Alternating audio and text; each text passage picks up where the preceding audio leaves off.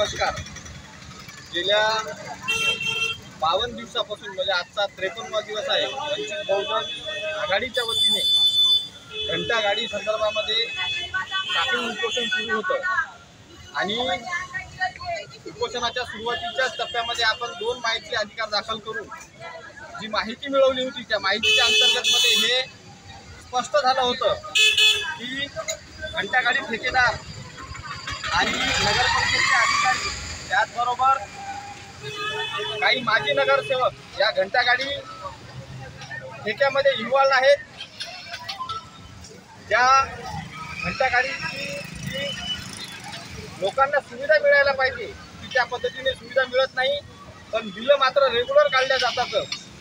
त्याच प्रकारे घंटा गाडीवर काम करणारे व मनुष्यबळाच्या अंतर्गत जे कर्मचारी काम करतात त्यांच्या पगारीचा विषय, त्यांच्या आरोग्याचा विषय, या सर्व विषयावरची माहिती आज आपल्याला नगर परिषदेच्या वतीने देण्यात आलेली आहे।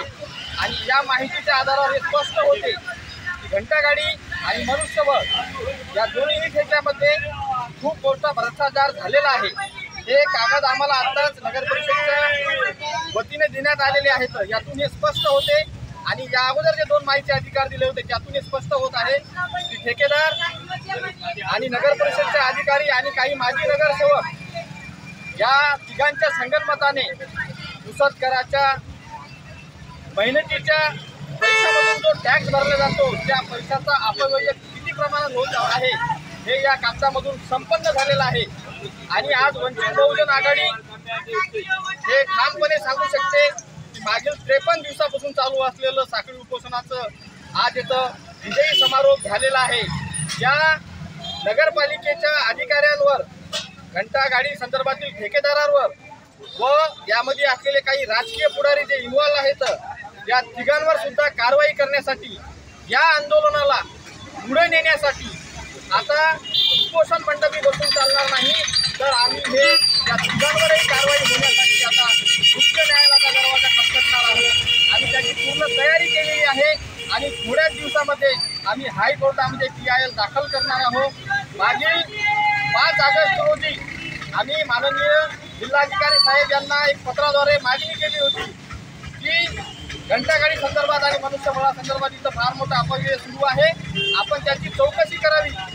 आम्ही चौकशी समिती गठीत करण्याची मागणी केली, पण आज 15 दिवस उलटून गेले तरी सुद्धा समिती गठीत न झाल्यामुळं उच्च न्यायालयामध्ये जाण्याशिवाय आमच्याकडे दुसरा पर्याय राहिलेला नाही आहे। म्हणून आज आम्ही या आंदोलनाचा विजयी समारोप इथं करत आहोत आणि पुढील स्टेप जी आहे ही हायकोर्टामध्ये आम्ही याचिका दाखल करून संबंधित अधिकाऱ्यावर, संबंधित ठेकेदारावर आणि संबंधित राजकीय जे पुढारी याच्यामध्ये इन्व्हॉल्व आहेत यांच्यावर संविधानाच्या अंतर्गत कारवाई व्हावी अशी आमची हायकोर्टाला विनंती राहील। धन्यवाद। आणि मी यानंतर पुसदवासियांनी जो आम्हाला इथपर्यंत साथ दिलेली आहे, शहरातील वार्डातील महिला असो, पुरुष असो, त्याचबरोबर इलेक्ट्रॉनिक मीडिया असो, वृत्तपत्र असो, यांनी जो आम्हाला इथं सहकार्य आंदोलनासाठी केलेलं आहे, या सर्वांचे मनापासून आभार मानतो। वंचित बहुजन आघाडीच्या सर्व पदाधिकाऱ्यांचे आभार मानतो, भारतीय बौद्ध महासभेचे आभार मानतो आणि इथेच थांबतो। धन्यवाद।